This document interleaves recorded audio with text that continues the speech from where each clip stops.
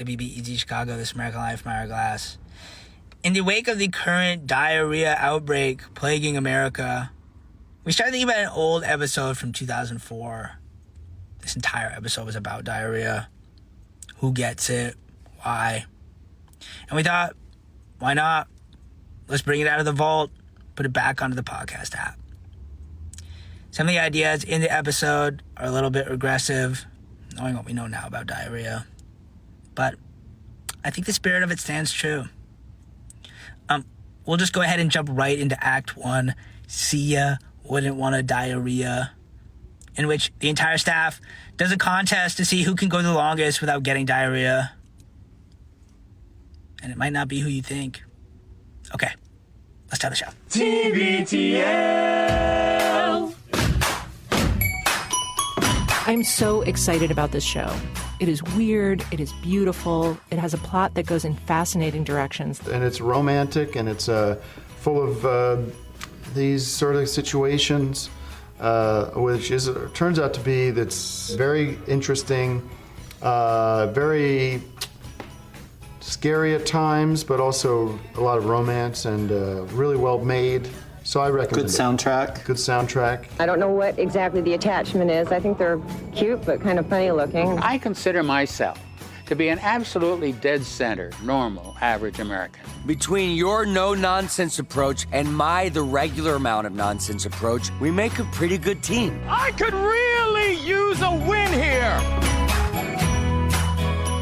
All right, hello, good morning, and welcome everyone to a Thursday edition of TBTL, the show that just might be too beautiful to live. Carol, hold my calls. My name is Luke Burbank. I am your host. It's just a generic job that the writers of this made up for this.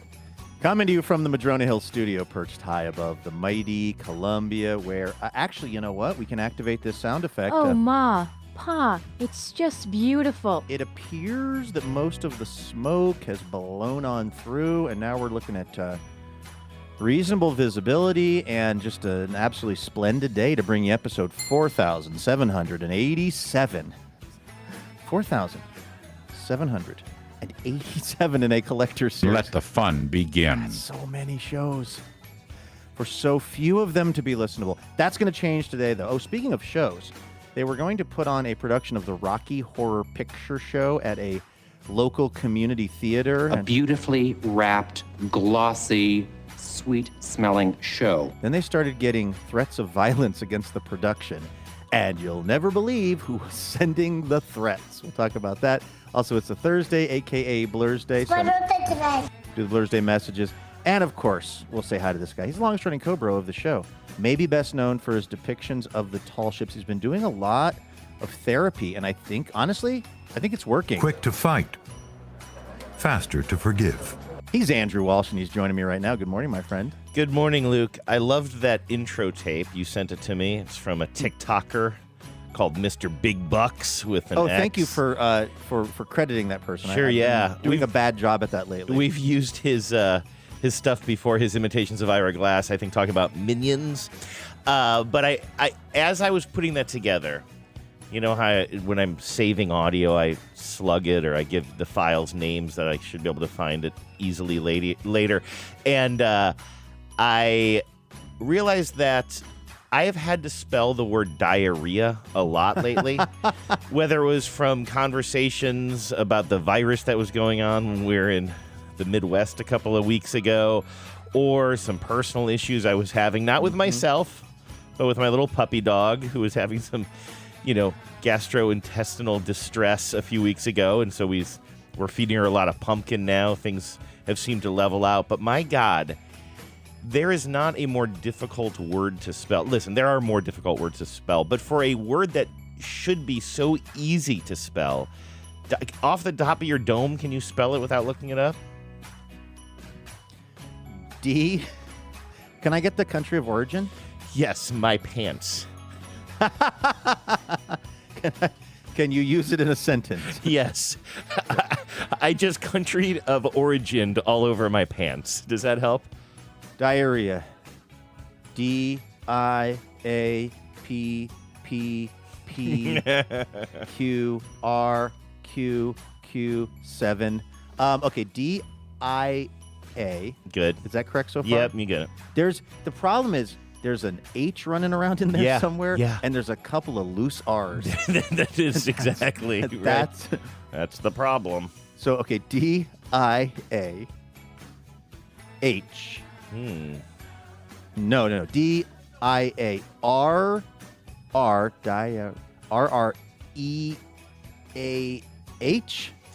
No, but you got closer than I think I've gotten. Again, I've had to write it a lot, whether it's text messages to Genevieve about whether or not the puppy is firming things up or what have you. It's D-I-A, then a couple of double R's. D-I-A-R-R, then the H. Oh, diarrhea. Diarrhea. Like, I guess that's how I got to remember it if I'm going to ever spell it right off the dome. But I guess I just let the computer fix it for me. But why? I mean, I'm sure there's a reason. I actually don't want to know why. I'm sure it just goes back to, like, again, is it the Greek, the Latin? Who knows? But, man, it's overly complicated. I believe it was Seneca. Yeah. Who said, "You guys go on ahead. I'm about to go on my own personal odyssey." What if diarrhea was a Greek god? What a terrible straw to pull. They cut him out of the Odyssey. They really did. Yeah, that's going to be its own movie. I think it's going to be its own breakout. Now, since it's a tough word to spell, and it's just to let Genevieve know what's going on with Lucy's number twos. I mean, is there another? Could you just, I don't know, start just throwing splooch or something? I mean, could you come up with a different cutesy term within your family structure that would serve the same informational purpose? Yeah, I mean, I suppose so. I mean, that reminds me a little bit, maybe this isn't a very clean analogy, but it feels a little bit like giving up, like when Genevieve's last name, it's the way it's spelled, people think it's pronounced Haas, right? H-A-A-S. But it's actually pronounced has in her family for reasons I don't know or understand or care to get to the bottom of. But it's has. That's how we've always said it. But when I'm talking to the machine in my car and I say, "Okay, Gorgle," I'm trying to say that quite. Oh, my phone lit up as soon as I said that. Really, even Gorgle does it? Yeah, Gorgle got it. Yeah. Anyway, search it up. I have to say, text Genevieve Haas, and I don't even think about it anymore. Like, I've changed my language for the machines. Unfair. Now, what you're suggesting is that I change my language for my own purposes and for our family's purposes, which is a little bit different. But yeah, does she have the D? That doesn't actually sound any better. April in the D. April in the D. Genevieve has that D2 Reut shirt. I think I told you I'm that. so jealous. That's the kind of thing that, like, it's so graphic design is my passion. Like, it's such a bad shirt, but Is it? Well, I mean, it's not. I mean, it's not a super loud. So we're talking about a T-shirt that is the punchline of a joke in the show. The Detroiters, they just have this idea of marketing the kind of branding of Detroit as D2 Reut for some reason, even though it doesn't make any sense. But the design itself, it's not like a Dan Flash's, like, it's like a pretty simple white on black thing. It's just the concept is so dumb, right? Is it that bad? Yeah, they're trying to make it a thing. Yeah. They decide, Tim Robinson and what's his pal's name, Sam Richardson. They're trying to make D2 Reut a thing, but it doesn't quite work. But don't they go on like a local? They go on like kind of a local, like, Good Morning Detroit or whatever, sort of one of those shows to try to pitch it. I don't even remember that scene, to be honest with you. So it's it's like the word Detroit, but then there's like a 2 in it for some reason. The stupid Google, I'm trying to search it up, Luke, and stupid Google just keeps autocorrecting D2 Reut to, "You mean Detroit." I'm like, no, I literally mean D2 Reut. I mean April and the D. I mean, what part of April and the D don't you understand, Google? That show just, I've been reintegrating with it, rewatching it, and it just does not disappoint at all. Did you, I know that there's been too much baseball talk on the show lately, but this isn't a conversation about baseball, Andrew. This is a conversation about hitting people with a baseball. Did you follow any of the shenanigans last night? Oh, yeah. What did you would you want to lay it out? Well, I was honestly, and you saw me, that was one of those nights where I felt like I was the only one texting and I needed to calm down because I looked up and no one was responding. I was just sending these like epic these epic Sometimes posts. that's what the text chain is there for, though. Like, it's just Yeah. there for you, for one, to just, like, foam it off. Whether I actually sort of like that about the chain. Like, sometimes it's just, like, one person yelling at themselves, and that's fine. That's what we're here for. So I think I was a little confused because I didn't realize that, okay, so what happened was our guy, Cal Raleigh, our catcher, Balcali. Oh, God. I don't know. Don't Maybe give that guy can anymore hit. air. Yeah. Put that guy in. Cal Raleigh, our catcher, was in and got hit in the rib cage. With Yeah, the like pitch. right in the belly. I mean, if that happened to me, Andrew. Oh, my God. I mean, certain death. I mean, certain immediate death. There would be a stretcher on the field immediately. They'd have to pull the ambulance onto the field. Yeah, they would have to dig a grave right next to home plate and lower me into it. Yeah. Like that, it would be. I would die from that. Cal Raleigh didn't die from that. He just kind of winced, like, "Ooh, that didn't feel good." No. And he gets up and he trots to first base. Now, I don't think that the other team. I don't think Detroit was trying to hit Cal Raleigh there. Yeah. I don't, because they're not mad at him. Hasn't been an issue. I don't think there's any bad blood left between these teams. I mean, we played them in the playoffs last year, but that just seemed like a accidental thing where they hit Cal Raleigh. And then what was weird to me was, like, the Mariners come, we're pitching in the next inning. And it's sometimes if a guy gets hit, if there's a sort of simmering beef. Oh, now I'm hungry for simmered beef.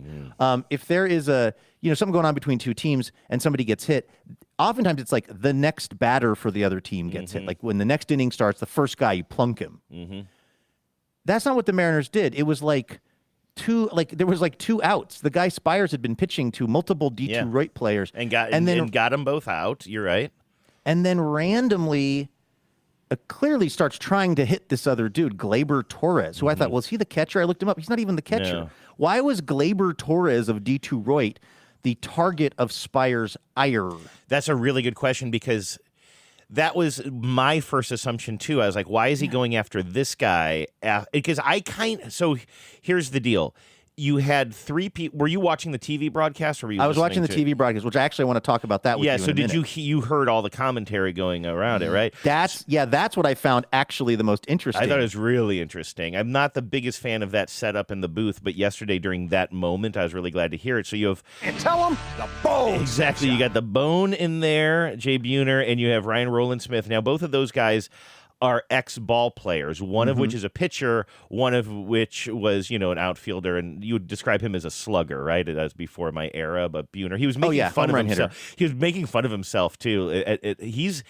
Sometimes he's just way too much for me in the booth, but at some point in the game, too, he was talking about, you wait for someone like me to get up there. I'm just standing up there in like a softball stance. Like, I'm an easy out. Yeah. Like, he was like... He was talking the other day about how the only thing people know him for is being mentioned on Seinfeld, which is that's so funny to me. That's so he's funny. kind of growing on me as me an too. announcer. I think he's growing on me too because I think he's bringing a little bit of better stuff. I think his energy is different day to day. So, but anyway, back to your point of this particular thing, and maybe I'm jumping ahead in the conversation, but you have two ball players, and they're both just like, yes, Spires, going for this like kind of revenge pitch thing. Like this is what you want to do here. But then you have Aaron Goldsmith, who is not an ex-ball player that I know of, but he's a broadcaster, right? And he's the guy who calls the games, and he's like the lead voice in the booth, and he's just like almost beside himself. And he's not like somebody who gets all worked up, but he's a little bit beside himself with the logic of this. He's like, but why are you doing it to this batter after two guys are out, and the next two guys in the lineup are the biggest home run hitters of the Detroit team? And it did play out that after the guy hit a home run. Yeah, he hit a guy, gave him the base. Bench is cleared for no particular reason, which is kind of lame. And then the next guy does hit a home run because he's the number one home run hitter for the Tigers. And then it was just like, which Aaron at the moment Goldsmith made the game frighteningly close. Exactly. And with the way the Mariners have been playing, I was like, this is how we're going to lose this game? So my emotion was kind of like, yeah, I kind of like a revenge pitch. You don't see it all that often. I think that might be becoming a less and less popular opinion, but I sort of liked it because here's the deal. And I hate to admit this, but also it's one of those things where the Mariners are slumping. Now, just generally speaking, the Mariners are in a pretty morbid place.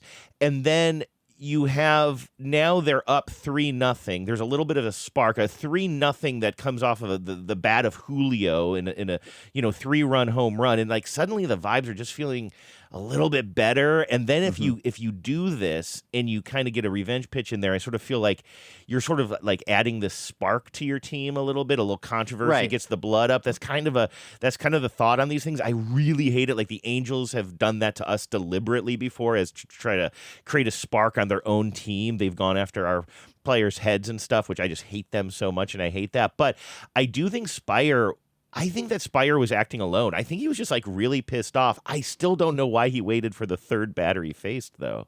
I know if he was pissed off, hit the first guy who by the count would have been the number like 7 hitter or 8 hitter. Hit a guy and then bring up 2 lousy hitters behind him. Don't hit the number 9 guy or whatever the exact order of D2 Roit was. Don't.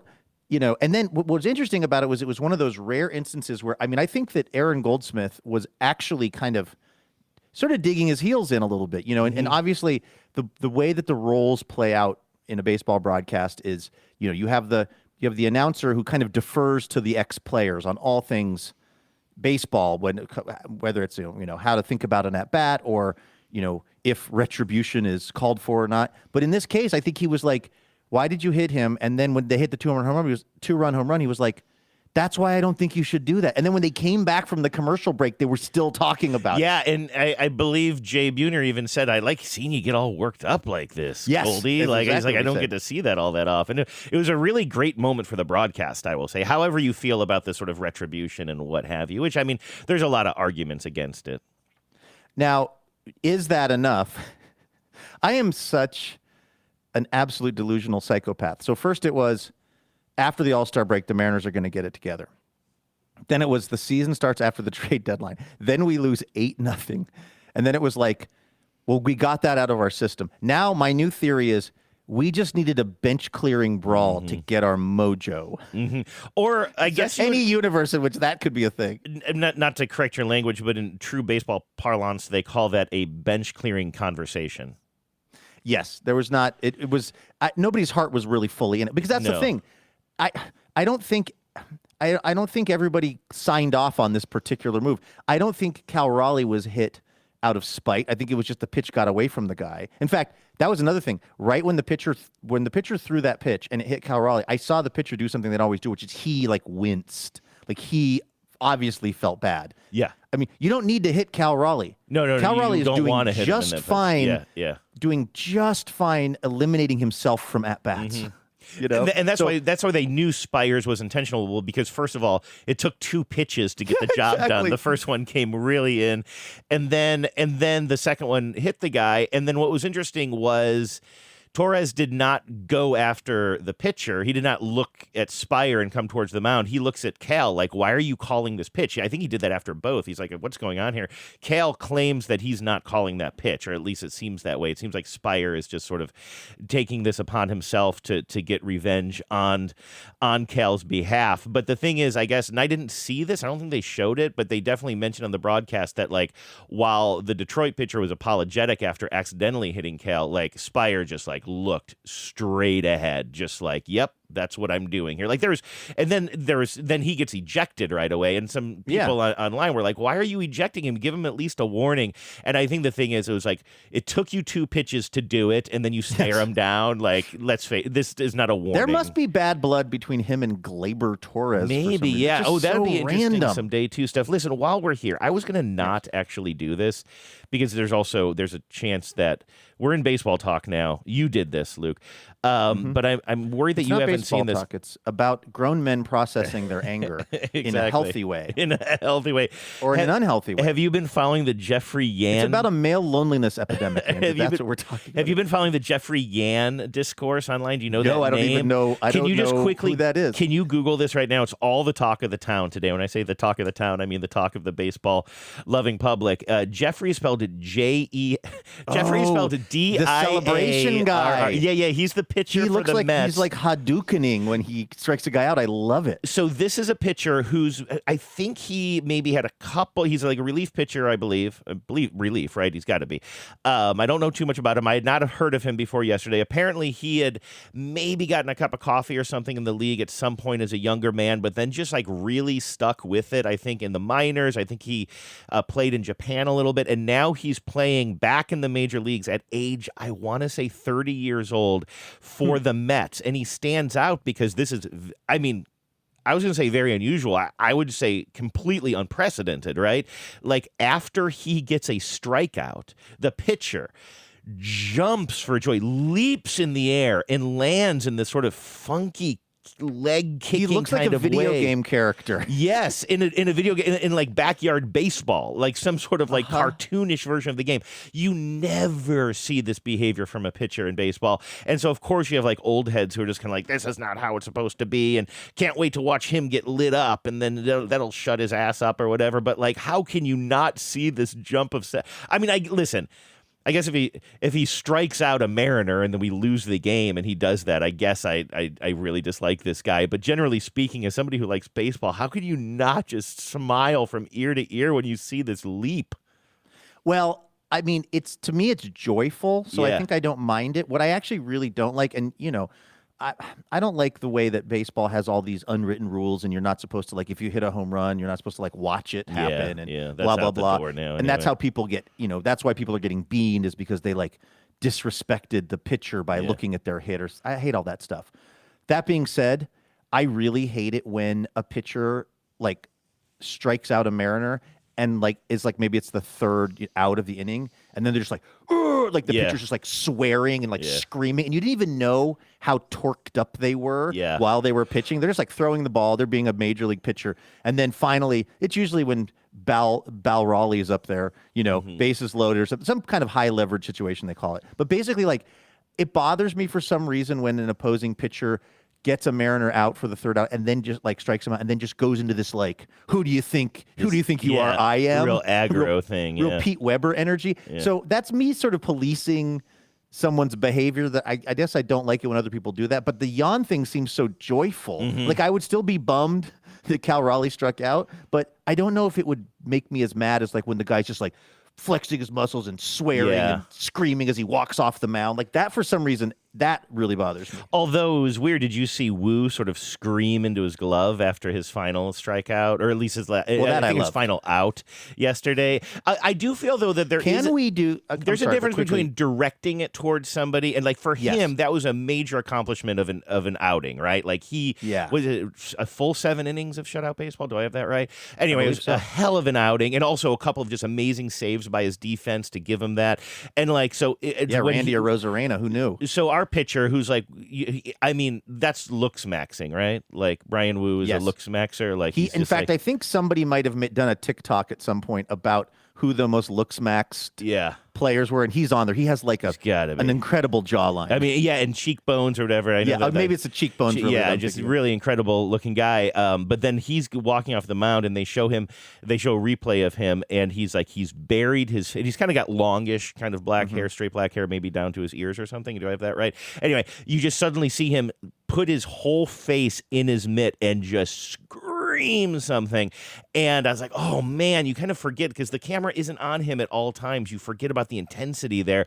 And I sort of loved that, but I also love the fact that he wasn't doing that towards somebody. You know what I mean? That flexing thing that you're talking about. I don't know. Maybe it's because he's on my team, but also there are little signifiers of like, is this guy being a dick or is this guy just celebrating his own accomplishments? We need to do something with Brian Wu where we trick him into thinking he's always pitching at T-Mobile. Yeah. You know what I mean? Like Give them special with glasses. Horses with blinders. Yeah, or what about, do they have something with those meta glasses or something where it can be augmented reality? You remember augmented reality was going to be the big deal for a long time?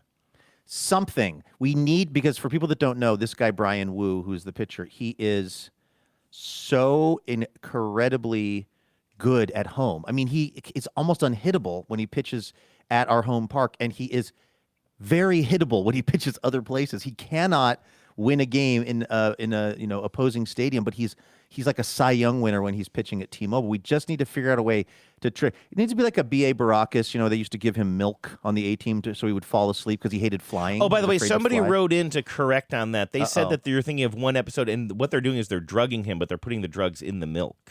So milk did not make him fall asleep. It just happened to be the drug was in the milk. I am not claiming that. That is a note that we got from a listener. I didn't watch that show.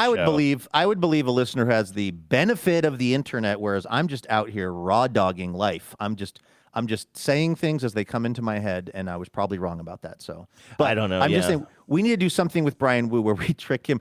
I don't know, something out of I Dream of Jeannie, something out of a 1970s sitcom. It has to be from the 70s. Did I tell you? It has to be. He needs to be Freaky Friday. There needs to be some magical moment where he gets bonked by a coconut and he thinks everywhere he pitches is his T-Mobile park or something. I know that I slip us into this type of conversation too often. We don't have to do the whole game, but something stood out to me. One of the ways I've really, that game I play where I try to alphabetize things or think of things along the arc of the alphabet to put myself to sleep. And the game I've been playing lately, I've really dumbed it down for myself. I think I was playing two difficult versions of this. Now I'm just think of a sitcom, and just any sitcom that begins with every letter of the alphabet, and then eventually I fall asleep by the time I hit L or K or something. But I realized that literally every single sitcom that I think of is at most at the latest from 1986. It's let me think, I'm gonna feel too much pressure on the radio, but I know I start with Alf is the A, and then how am I already blanking on B? Oh, this is so embarrassing. What's your B? Benson. That's my B. Yes, that's my B. Thank you. But yes, it's Elf, Benson, Cheers. Nice. Then this is bananas. Drexel's Class. Wow. Is that Dabney? Drexel. Is that we always do this? Dabney. But I don't know why that. I can't think of what is there. It's got to be a better D, right? That was why. That was at a time when Americans couldn't get enough sitcoms about teachers, I believe, and high schoolers. Because there was Head of the Class. Yep. There was Hanging with Mr. Cooper. I'm putting Coach in that as well. Oh, sure. Didn't Coach feel because that was a high school? He was a college. Wasn't he college? A small Midwestern college coach? Yeah, you're right. You're right. No, you're right. It was maybe just a vibe. And then, of course, you have the Sweat Hogs and everything. Oh, sure. Yeah, Welcome Back, Kotter. That's earlier than that. So that's my D. Then E is Empty Nest. Oh, great and stuff. then, F, I got to say, I think I usually go Friends. So that's 90s. But I mean, there's probably other Fs. But Frasier, same era though, so that's pretty good. And then what about G? G is, I know it all the way up to N, and now I can't even think about let's see. G Golden Growing Girls. Pains. Golden Girls or Growing Pains. Go. Yeah. I knew it was an obvious one. I think I go with Golden Girls. And then H, I know that I is I Love Lucy. Good one. So H is another, I feel like it's another 80s one that I'm not thinking of. Oh, you could do Head of the Class. There you go. This would be a game Genevieve would play. List TV or movies that take place in a classroom or something. She would put together a more challenging assignment for herself. But I'm just I need to fall asleep J? here. J is, I can't think of it off the top of my head. H-I-J. J is Jangin with Mr. Hooper. Yes, that's Jangin with Mr. Jooper. Jangin with Mr. Jooper. That's a show title for us. And then, you know what? That's what listeners could do to fall asleep. They could try to alphabetize our show titles. I assume everybody has all of our show titles memorized, right? And then you can just say, or you know what else they could do? They could just listen to this episode if they need to fall asleep. Yeah. I feel like it would really do the trick. Yeah, or if they're just if they're using too much data on their phone, they could just listen to this episode and decide they're done with podcasts forever.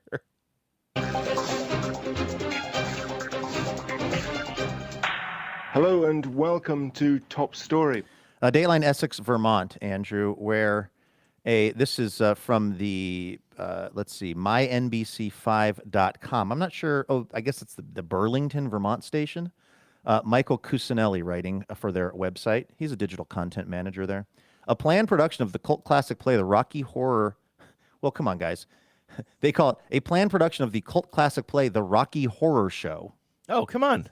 Leaving out picture. Wait, Mike. is there any chance that they're doing that because the stage performance is not a picture show?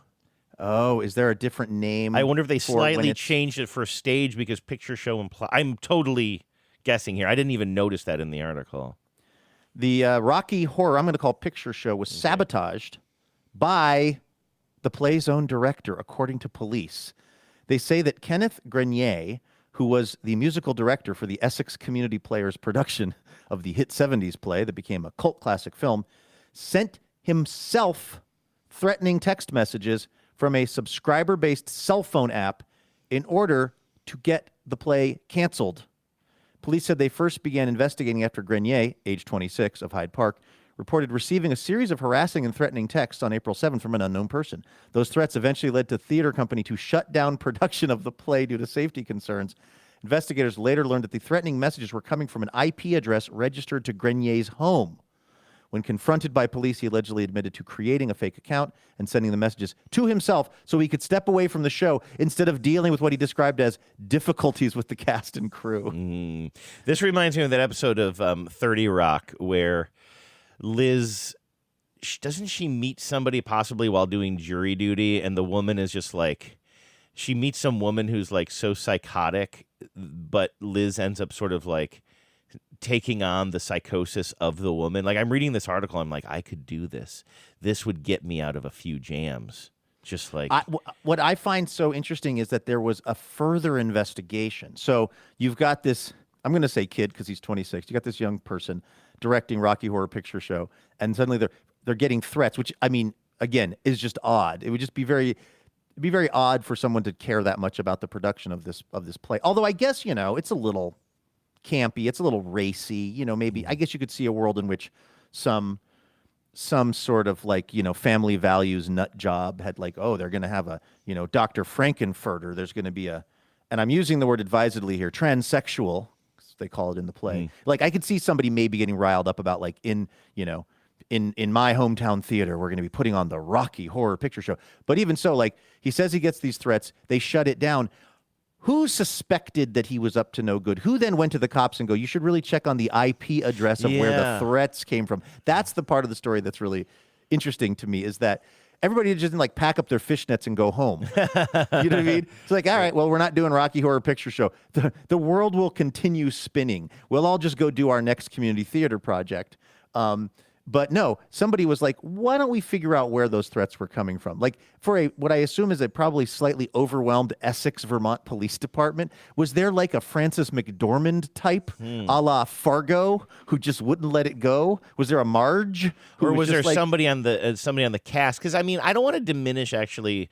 I don't know where they were in the production, but assuming that they were well along in the production, like, that's just like a lot of work and, and emotion that you're putting into a project. And so I do feel bad for the people who this affected, the cast members and everything. I mean, I saw Waiting for Guffman. I know how all this stuff goes. And so could it be that somebody in the cast, suspected him? That's what I'm thinking too. There must have been a cast member who, and yes, listen, I haven't been in really many community theater projects, but I was in plenty of high school productions and things like that. And it's a lot of work and you get really excited about it. And yeah, it would be a bummer for this thing to be canceled for no good reason. So my heart goes out to those folks. But also, yeah, definitely somebody in the cast, I bet, was just like, this doesn't add up. There's something funny going on here. I have told you probably too many times on the show the story of me seeing the Rocky Horror Picture Show at the Neptune Theater and just being absolutely scandalized. Not as scandalized as I was when I saw Boogie Nights at the Neptune Theater, and there was a child in the first row. I'm talking like a 6-year-old, which was when Dirk Diggler's member is unfurled. Oh my God! Like, who brings a 6-year-old to to Boogie Nights. Doesn't somebody have that prosthetic? Didn't an actor like save that dong? For lack of really? a better word, yeah. I feel like that is somebody's prized possession from the set. Somebody who worked on the film. You know what I think? This is kind of a tangent, but what I think is pretty interesting is that Philip Seymour Hoffman's son Cooper appears to be a really good actor in his own right. Yeah. I mean, he was in Licorice Pizza. Yeah, I which thought he was great in. in that. I haven't seen him in anything since though. I see him doing the rounds. I think he's in a couple of new things. He's in this new movie with Olivia Wilde, and he's getting really good reviews. It's like, I guess that stuff is genetic, huh? I mean, yeah, I guess so. I loved seeing him in Licorice Pizza for real, and just I can't remember her name. What's the name of the singer actor who plays opposite it's one him? of the Haim sisters. The Haim sisters. Yeah, I don't know. I don't know which one is which. You know, I need to go back and rewatch Licorice Pizza. I remember. See, here's the thing with me. I mostly see movies in the theater, and I like watching movies in the theater so much that when I leave the theater, I almost always like the movie, and then later I'll be thinking about it. I'm like, well, that doesn't hold up. Like, what? Why? It's just because like just watching a movie in the theater is such a sort of, it can be sort of like this overwhelming in a good way experience. Absolutely. That I think like, oh, and then later on you're like, did I actually like that movie? And I like P.T. Anderson. Obviously, I like most of his work, so I think it would hold up. But I've been thinking about that movie and how little I remember about the actual plot and how bonkers it is sometimes, and how much you have to suspend your disbelief. Like, have you seen that movie since it came out? I saw it with Addie on Christmas Day, and then we walked and got Chinese food. Yeah, in want the to talk theater, about you an mean, right? experience. Yeah, Yes, in yeah. the theater. We went and saw it in the theater on Christmas Day, and then went and got Chinese food. So I have a very positive memory of that movie, but it's exactly what you're describing. It's just because we saw it at the Hollywood Theater in Portland. I was having a lovely Christmas day with my daughter.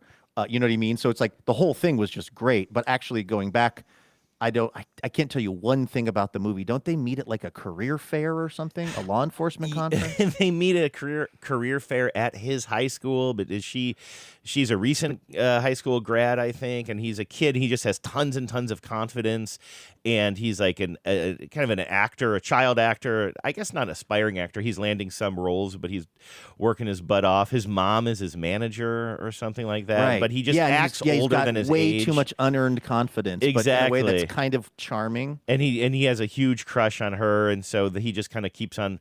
He gets her to go on a date, and then just keeps on kind of charming her, and she's kind of keeps on saying we're mostly friends or whatever. It's just so it's all very, very charming about that. But remember, it also involves like a heist where they steal a van at one point? Yeah. Remember, like like a worker's van or something, or a contractor's van or something. They're being chased at one point. You're like, wait, how do they find themselves in all these situations? He's like trying to sell hot tubs at some sort of a hot tub fair. Honestly, it's like if I said, and I've been known to exaggerate a bit here and there about purchasing bowling alleys and the like, but it's the kind of thing where, like, if somebody said, have you seen Licorice Pizza? And I was like, yeah, I've seen it. And they're like, tell me one thing about it. Yeah, be like, that's what I mean. Totally sound like I hadn't seen the movie. And I swear to God, I saw the movie, but it's just like a fever dream of just the two of them just running amok. Exactly. And just totally charming the heck out of us. But now as I try to describe it to you, I'm like, yeah, I don't even know. Like, how does it end? I know that, like, so does he Do they eat a licorice pizza? Do they eat a licorice pizza? Oh, and that is licorice pizza is what? That's slang for a record, I think. That's never mentioned in the movie, but I think I heard later licorice pizza is like that would make sense. sense. Is that 70s slang for a vinyl record or something, like a black round thing? A licorice pizza. Yeah, I'm happy for him that he's that he is a talented actor and that he's making his way in the world. So sad about. I mean, Philip Seymour Hoffman stuff really gets to me, like, to this day. Like, when I see him in something or I think about how senseless the end of his life was, it's just like, I mean, it's sad when anybody dies, but it just, in his case, it was I think about it a lot. Yeah, unbelievably unnecessary and avoidable. And when I see him in a movie, he's just, I mean, it's obviously just such a phenomenal actor, and it's just like, man, what a loss, what a bummer that we don't get to have more Philip Seymour Hoffman. But I guess it's kind of cool that we that we get Cooper Hoffman in the mix. Yeah, exactly. Because imagine the trauma that he went through as well. Yeah. The fact that I feel traumatized by his dad's death. You know what I mean? By the way, speaking of actors that I would put in a different category, it's Mark Wahlberg. Still, I thought it was somebody else on set who kept the prosthetic penis, but it's actually Wahlberg still keeps it in his house 25 years later, as was written. He wakes up at 1 in the morning every day to go look at it. Yeah, why is that not in the schedule? Yeah, there's sure nobody prosthetic admiration time built in, or just making sure nobody has broken in the middle of the night and stolen it. Yeah, exactly. Speaking of actors from Boston, have you? I don't know if you saw this clip, but Ben Affleck was on. They've kind of rebooted Who Wants to Be a Millionaire. Oh, yeah. And the story that was going around the other day was like, Ben Affleck wins $1 million, I believe, for his charity, I'm assuming, by going on Who Wants to Be a Millionaire. This is this incredible thing. But here's the thing. What they're leaving out, or what they were not leading with, is Ben Affleck was teamed up with a Jeopardy champion named Jamie Ding. And my sense of it is Ben Affleck was the eye candy and Jamie Ding was the brain candy. He was like, I don't think Ben Affleck is a dumb person. And by the way, I actually like Ben Affleck, despite his regrettable back tattoo. But I think every time I hear him interviewed, I actually think he seems like a pretty thoughtful, kind of interesting dude. So I'm not anti-Ben Affleck per se.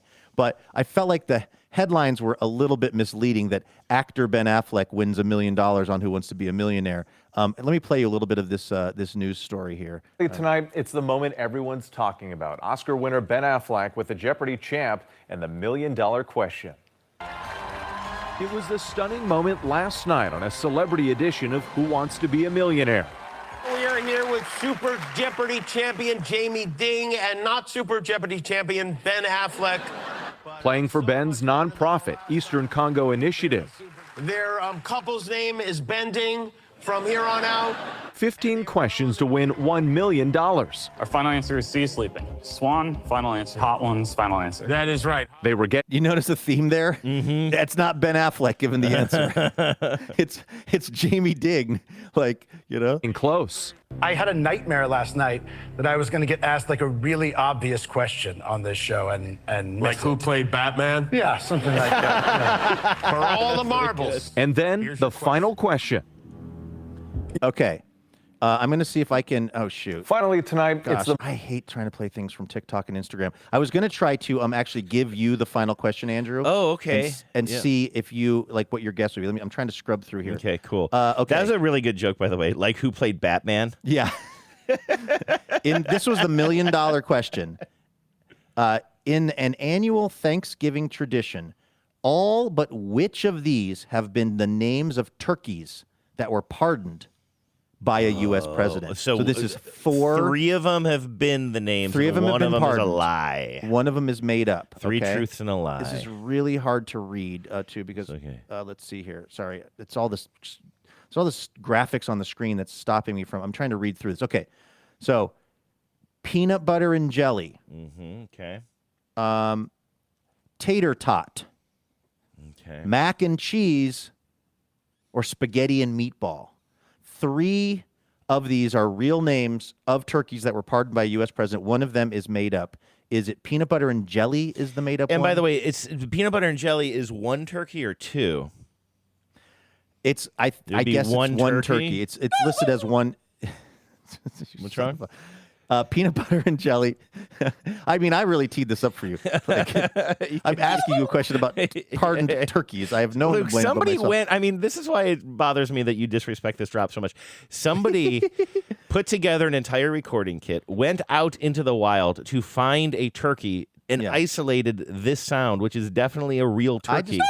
I would just like to know, what would it sound like if that turkey was really horny? I was going to say, can you get the horny ribbit? Let's see if these two get along. I wonder if that guy knows how famous now that audio drop that he did is. The person who ribbit. All right, so peanut butter and jelly, mac and cheese, tater tot, mac and cheese, and spaghetti and meatball. One of those. Why are 3 of them 2 names for one being? That's like if my name were Andrew. They're all of them. Oh, I'm sorry. I was being confusing. Tater and tot. Tater ampersand tot. Oh, so I'm going to assume that these are all 2 turkey. These are all pairs. These are Which these one must of be these would have pairs been the names turkeys. of turkeys? No, you're absolutely right. I'm sorry, Okay, Andrew. okay. Well, that was throwing me because I was going to. I'm never going to get the gig of hosting Celebrity Who Wants to Be a Millionaire. I've ruined this. Let's just back up. Tater and tot. Okay, that's in an interesting. annual Okay. Thanksgiving tradition. All but which of these have been the names of turkeys pardoned by a U.S. president? Probably the tradition is you maybe like it's a male and a female, and they get pardoned, and then the idea is that they are allowed to go make sweet love to each other one last time.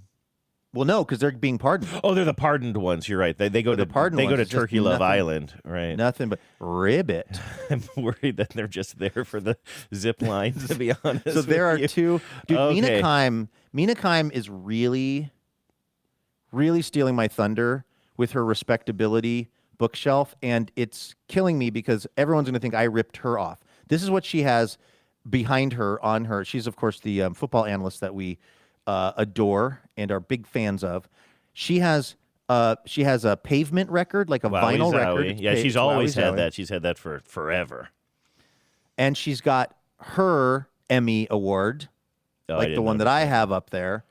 And she's got the Christmas ornament, I Think You're Just Here for the Zip Line, that I also have of Tim Robinson on the zip line. She has that You don't have that hanging behind you, though, do you? You just. I don't have it behind, but I did at one point. Ah, interesting. I didn't notice that. I haven't seen her backdrop in a while. But Wowie Zowie, I don't know, like probably from the pandemic when we all started like having, the Zoom calls or whatever. Yeah, I remember she's just like she is a human being who seems like she was built in a lab to be just like the coolest person in the world. She's so smart. She's so funny. She's like she just like understands the tone of every medium she's on. Sort of, she can just sort of dominate whether it's TV, social media. I used to listen to her, of course, on the Levitard show all the time. Like she's just she's just cool and a genius at the same time, and like understands meme culture. Yeah. In a way that I never will because of just like, so I see her on TikTok and stuff, and she's always doing some meme that I'd never heard of before, but you understand it to be like a cool, funny, funky meme. She's also, she's a mother. Oh yeah, she's got a kiddo. She's got a kid that she's mothering. She's got 8 million jobs. It's like, how does she find time to know about the cool TikTok meme and then actually do a good job with it? Yeah, like she'll just be doing shit with her dog. That'll just be like, again, a funny TikTok meme that I have been unfamiliar with previously, but it's like, of course, Mina knows about that. Yeah, Lenny, her dog Lenny. The Mina Kime Show with Lenny is the name of her podcast. I love that so much. These are actually here's couples, the deal. These are sexed up turkey couples that are being released back into the wild. Okay, so here's what I'm gonna tell you. One of them is a made up set of names. One of these is fake. I'm gonna give you my process here. I think that peanut butter and jelly are definitely one. I could see somebody doing that.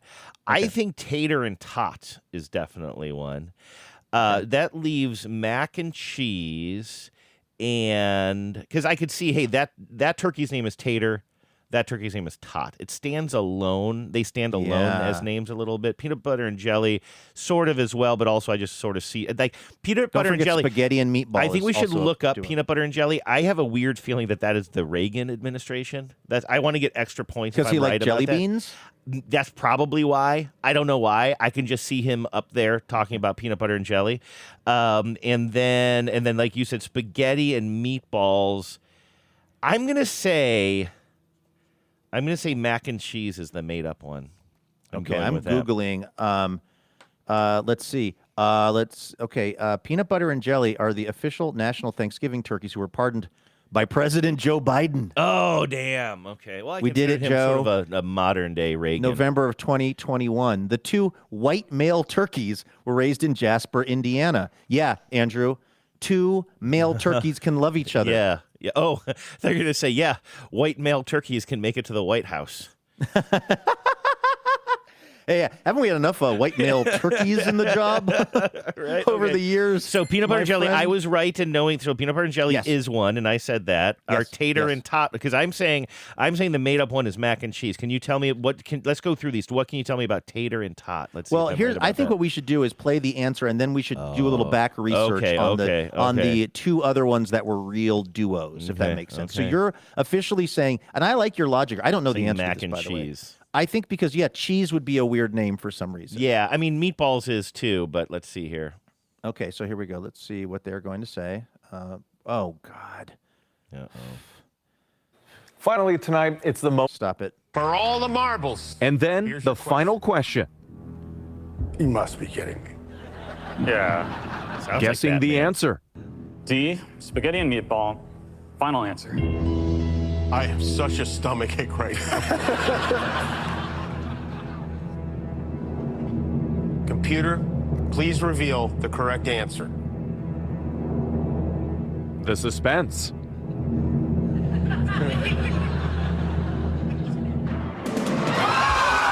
And it was spaghetti and meatball was made up. It was that or mac and cheese for me. Those were my. I think that was a pretty logical guess. Okay, so let's see. All right, Tater and tot. tell me about tater and tot. I'm Tater and more tot, bummed about that than I expected to be. turkeys, pardoned. I'm going to tell you, tater and tot is going to be probably from like the Obama era. I feel like with tater tots, we're really having Yeah. a moment. Wow. Oh, God, when I'm right, I'm right. Tater and tot were the two national Thanksgiving turkeys pardoned by President Barack Obama. Okay, good. November 23rd, 2016, during his final turkey pardon ceremony at the White House. I'm done with pardoning turkeys, by the way. I don't like the mean, whole thing. The whole haven't thing we is pardoned enough white turkeys of late? Well, no, I mean, I don't know. The whole thing just is gruesome to me because it just reminds me Oh, that the rest listen, are not who pardoned. you talking to? You Yeah. know, I mean, two birds, one scone. Like, I find the whole thing kind of a little bit grim because Yeah, it's me like, too. hey, we're gonna, end the lives of and consume the flesh of millions of these things, but here's two that we're gonna just not do that to, and it's kind of a funny little joke. Yeah, but- and it sort of mirrors what we do to human beings, some of whom are on death row. Like it's just everything that it makes me think of does not make me happy. Okay, so did we did peanut butter and jelly, right? That was the Yep, that was the So one that then we have that mac was and Biden. cheese. Yeah, and then so who mac and were cheese, mac and pardoned cheese? See, that was. Can I just say that was the other thing that like kind of got me is like. I knew it was going to be spaghetti, or I had a feeling it was going to be spaghetti and meatball or mac and cheese. And I thought mac and cheese is the worst of the names. And maybe it's because it's the one food on the list I wouldn't eat. But well, cottage cheese was taken. Yeah, cottage and cheese. Yeah, but the thing is, mac and cheese, not unlike what you said about tater tots. It seems like it was so trendy there for a while. You'd go to some restaurant, they'd have some sort of like upserved like mac and cheese or elevated mac and cheese, and everybody was talking about mac and cheese. And have you had the mac and cheese at this place? And it's just like, and so. I should have gone with spaghetti and meatball because this was probably, I'm going to say mac and cheese was also let's see, I'm going to say can I take a guess on this? I'm just desperately trying to get any points here possible as I get ready for my Friday. I'm going to say that mac and cheese was around like 2012. Wait, that would be the. You're close. Yeah, You're very close. Okay, well, I'm just going to leave it there then, yeah. Actually, 2014, another Obama pardon. Mac and cheese were two 20-week-old, 48-pound twin turkeys raised in Ohio and pardoned by President Barack Obama in November of 2014. Cheese won an online public vote to become the official national Thanksgiving turkey, while Mac served as the spared alternate. Again, what? Kind of grim in a way. The alternate? Why do we need an alternate? An alternate for what? In case we accidentally kill the main one? In case cheese blows out her rotator cuff? Was Turkey McTurkface?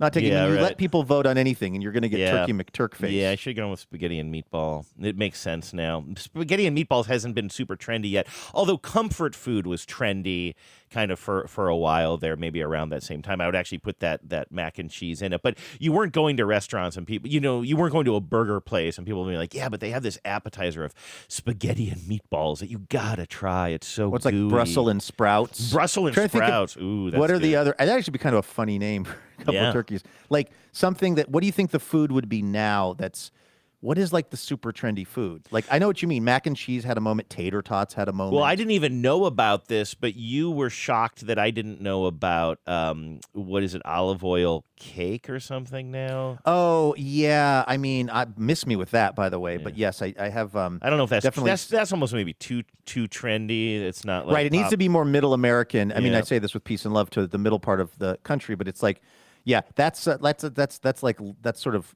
coastal elite behavior. It's got to be something that's like, it's like maybe they're going to, well, this is also just a variation on peanut butter and jelly, but it's like Uncrustables are a thing. Oh, yeah, because the millennial, I didn't grow up with Uncrustables, did you? That wasn't No, a God, thing no. for me. And I don't know. I would have killed for an Uncrustable And as I a don't kid. know how the timeline lines up. Like maybe they had them when we were kids, but it wasn't as sort of fetishized. But I sort of feel like the millennial generation really grew up with them as kids, and now that they're adults, like there's that nostalgia play about like because people are making sort of elevated versions of that and stuff too, right? Yeah, they sell these devices now where you can like make your own Uncrustables. It's like it's like a little thing that actually like crimps down the the bread and gets rid of the crust or whatever. But I feel like those are kind of having a moment. I'm trying to think of what else. What are we naming the turkeys that are going to be pardoned this year? Uncrustable would be pretty funny, although I was thinking pretty that. avant-garde as well, I would suppose. God knows what the current administration will be doing. Who gets to name them? Well, it sounds like one of these was named by the public. Let's see. I thought it was voted on after it was named. Oh, okay.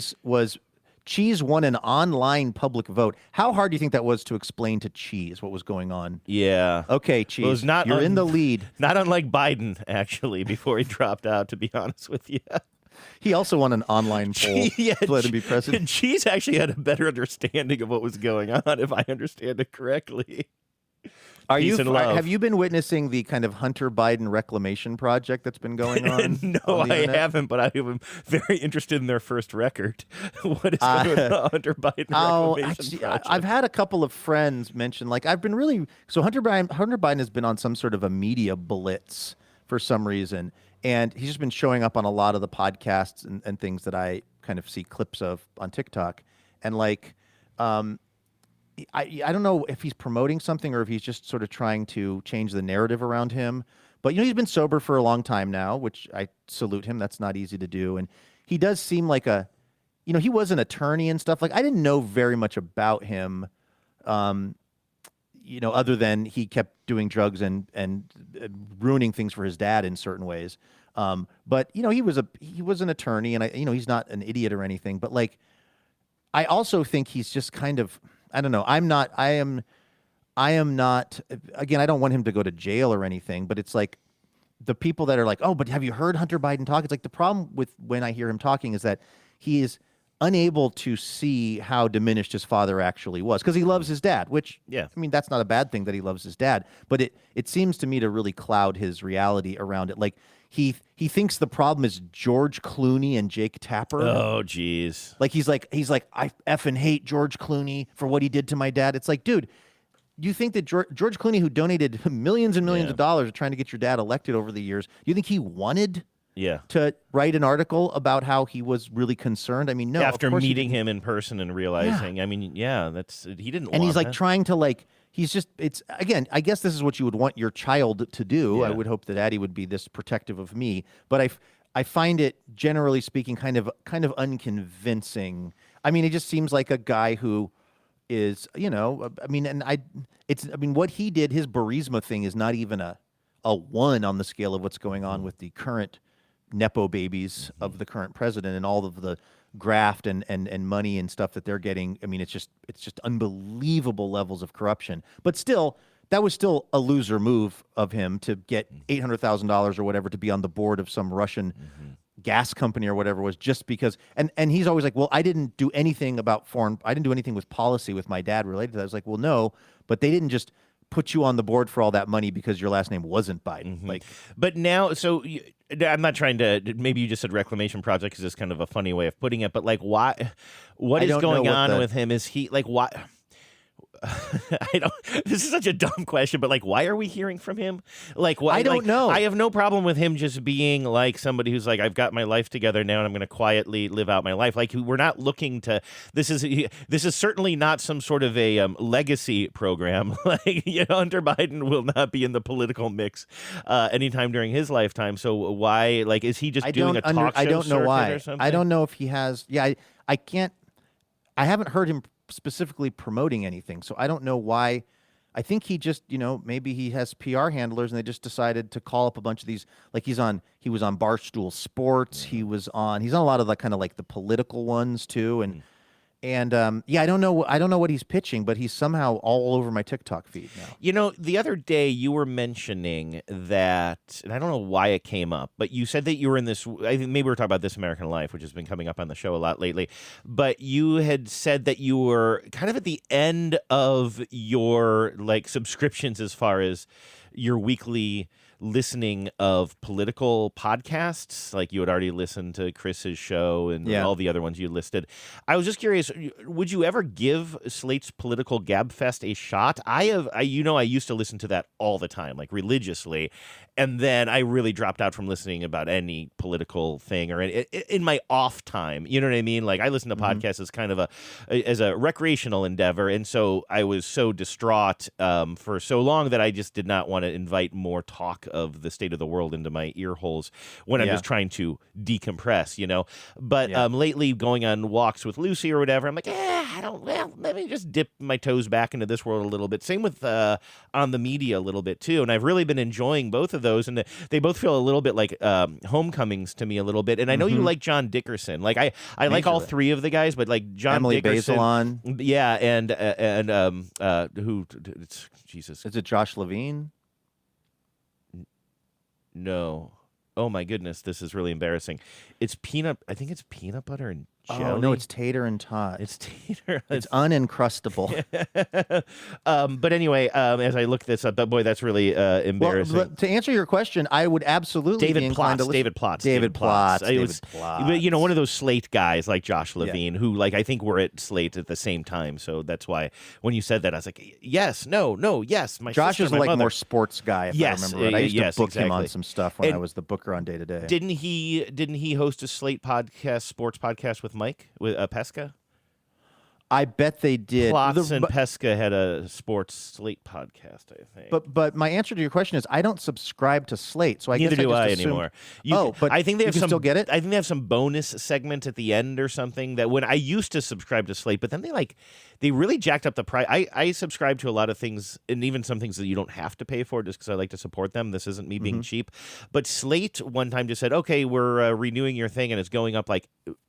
It went up like 100%. It was like really crazy year over year what they were jacking the price up to. And maybe that's just the cost of doing business. But I was like, I don't get enough out of this service to pay that much. So I'm just. But you can still listen to most of it. Yeah, the regular show, the hour long show. Well, I'll add that to my list. John is like, again, I like all of these folks, and I like the fact that they're different. Like all three of these people, it reminds me of that sports show that I used to listen to in the afternoon, where like none of the, well, with the exception of Danny, like none of the hosts I would probably listen to on their own, but combined, like they covered each other's weaknesses. The fact that they were imperfect sort of like just made them this like kind of three-legged stool of listening.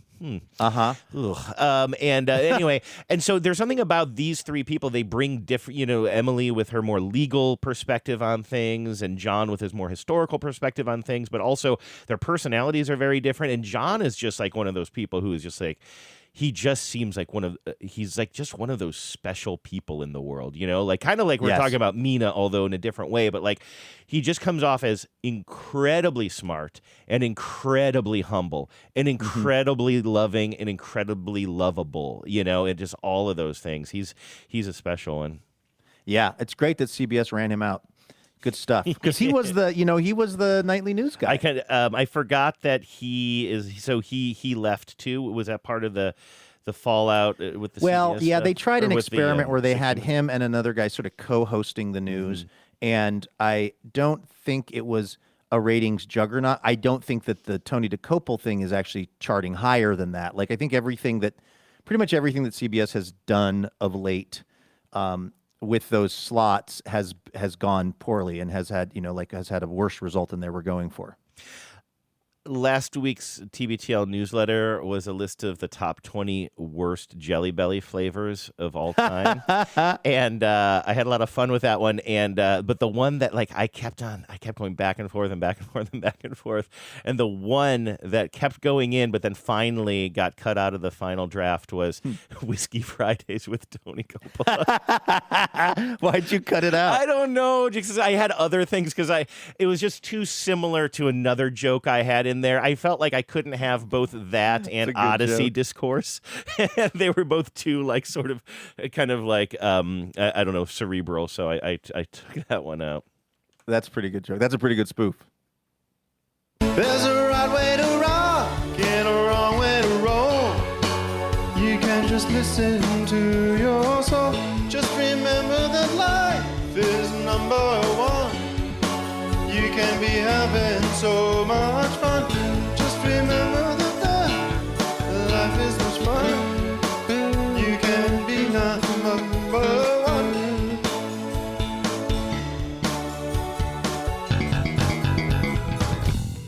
Okay. Oh, there we go.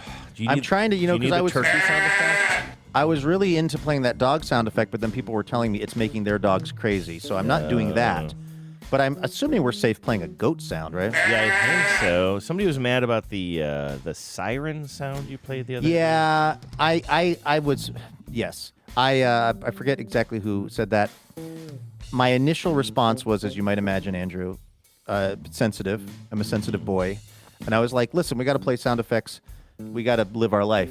That's what we do here. And then I remembered, sometimes like if I'm listening to a rap song and they have a siren in it and I'm in the car, I'm like, wait, that got me. So I will try not to play the siren. That was your mental, my mental journey was first being put off that somebody was saying, don't play a siren sound effect. It bothers me. It bothers me. And then I thought about it a little bit longer and I thought, I can kind of see that. A lot of people are in their car, driving around, and if you hear a siren on our show coming through your speakers, it could be a little disorienting. So just playing that. Oh, there's a bike. Look out, there's a cyclist. I am looking in my spam folder, like I like to do before we start reading people's birthday messages, just to make sure that an over-aggressive spam filter didn't grab any legitimate Blur's Day messages. Like, you see the word Blur's Day, how could you possibly think that's spam? But I am seeing some interesting subject lines in here. How about how TBTL's logo looks on neoprene sleeves? Should I open this one? Our logo is more of a painting of, or like a digital drawing of. It's not even a logo. Can you imagine our little drawing of us in the boat on a neoprene sleeve? I would love that. Okay, I'm going to delete that one forever. I like this one too. So I probably get, between the 3 different podcasts that I have emails for, like probably 10 emails a day from some sort of like marketing company or platform company that says you can do better numbers with us. Like people are always like saying, hey, how about collabing with us in this way or that way? And so it's just like they're just cranking them out. I don't even know how there's enough.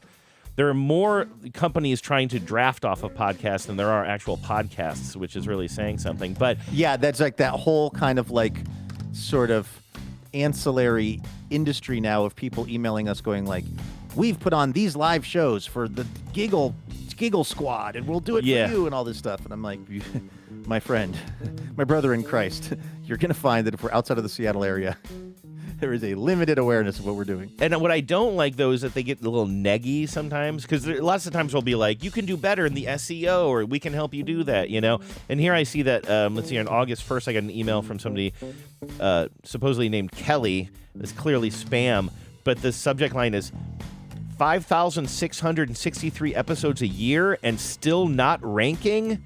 And they're like basically, and for that number must be what our total number of files are or was on August 1st when you count all of the extra stuff in our archives. Because what are we on today? The TBTL 4,787. But probably when you count all of the no point conversion breakout episodes we did, all of a game of mistakes and spoilers or whatever. A Song of Ice and Spoilers. But what do we call ours? Ice and Spoilers? I thought we saw a Song of Ice and Spoilers. That was it, just a Song of Ice and Spoilers? Yeah. I thought that the ice was replaced by something. Anyway, when you combine all of those things, maybe it looks like we have 5,600. But think about this. That person, if they are a person as opposed to like AI or whatever, who sent that, it is their understanding that we're doing 5,000 episodes a year. Also, this is why it's so clearly like some sort of bot-generated AI. But I just mean like think about. They say a year. It's almost killed us to do 5,000 episodes over the course of 20 years. Yeah, no, that's what I mean. That's a typo because the first line of the email is, the first line is, "What's up? What's up, homies? It's JMO, T-Mobile store. It says TBTL, 5,663 episodes, latest June 30th, should be a search-driven engine. Instead, it's barely discoverable. Well, you know what, Kelly? Delete forever. And luckily, no Blur's days were sucked up in the spam machine. Okay, good. Glad we started there, though. Yeah. The first rule of Blur's Days is give people what they want, and that's what they want. What they also want to know is how they can submit a birthday message for themselves or their friends and loved ones. You can email me. My address is andrew@tbtl.net. And just make sure you put Blur's Day in the subject line, and make sure you sign that baby so we know who it's coming from. We got this note from our pal Lydia saying happy Blur's Day to incredible mother, an amazing grandmother, Rinny, a loyal friend and 10, and proud knower of all words like pshaw. You inspire me daily, and I am so thankful you're my mom. Have the most amazing year. It doesn't say it explicitly, but clearly we're talking about our dear friend Corinne, who I got into a knockout, drag-out fight with on TBTL just a few weeks ago. Although we decided that was really good hashtag engagement. Well, that's what you said. I got to say, I was saying in the car a little bit later, I'm like, I felt like I went a little bit too cranky yandy on that. I think it was good. I thought it was real. It was theater. No, I liked it. And then later we were like, man, if you could just get into a beef with every listener, think about the level of engagement that would create. I did throw some barbs towards Max in Seattle when we were in Cleveland. We could do that. Let's see who else got Max in Brooklyn. Maybe should I just take out the Maxes just first? kind of an anti-Max campaign. It's a tough name, right? So it sort of feels like we have should... a lot of it does, and also the Max in Ohio, who I was talking to at the airport, very tall. Oh, very yeah, tall. Right, yeah.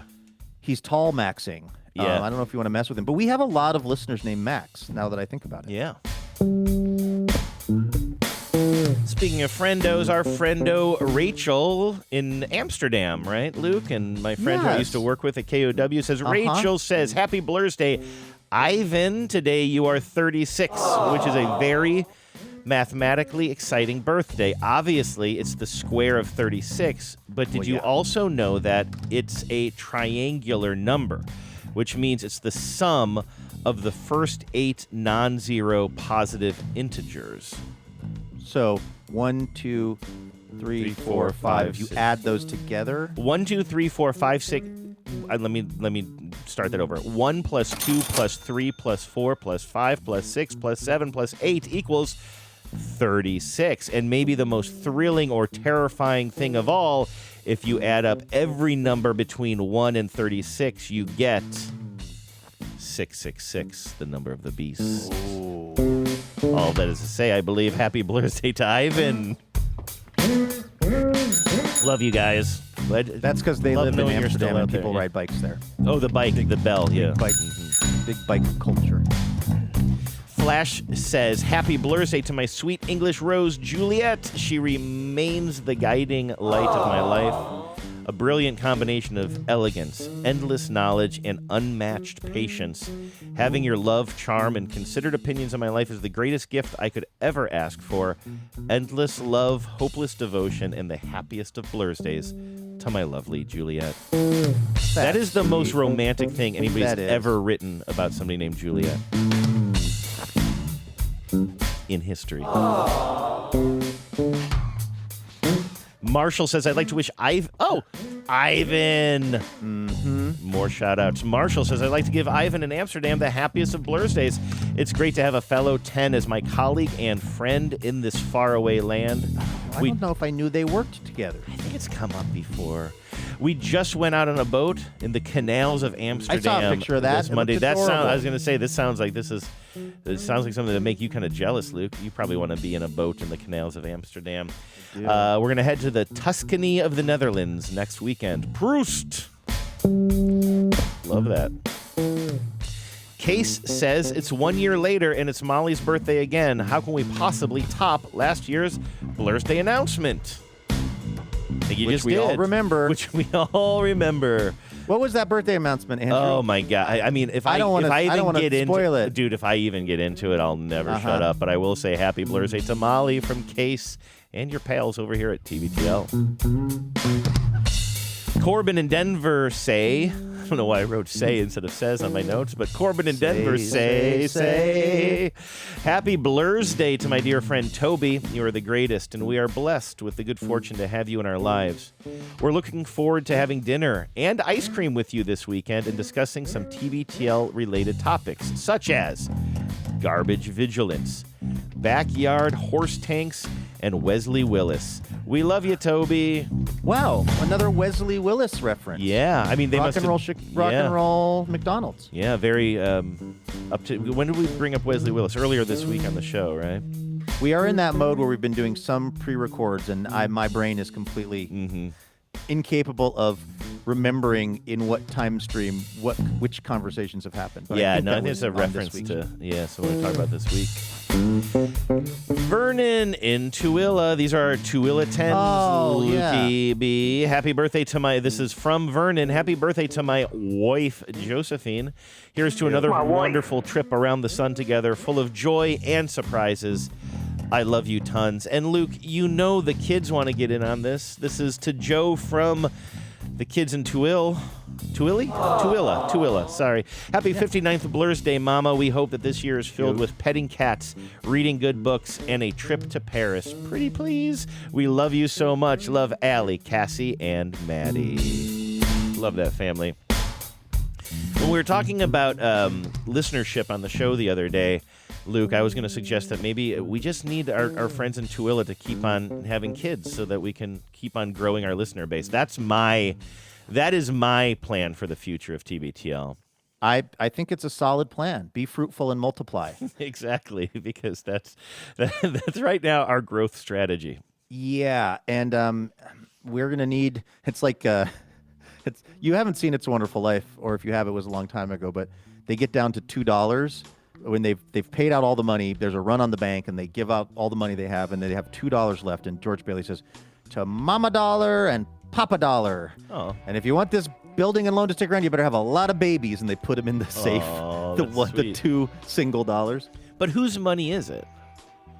It's not. You don't understand. It's not here. It's in Joe's house and your house and. God, I love that. That's what I was asking. All right, those are the Blur's Days. Yeah, happy Blur's Day, everybody. That was happy sweet. Blur's Day, everybody. Thanks for listening. We are going to be back here tomorrow with more Imaginary Radio for you as we're sliding on into the weekend. So please, if you can, join us for that. In the meantime, have a great Thursday. Again, happy Blurs to everybody. Take care of yourselves, and please remember, no mountain too tall. And good luck to all.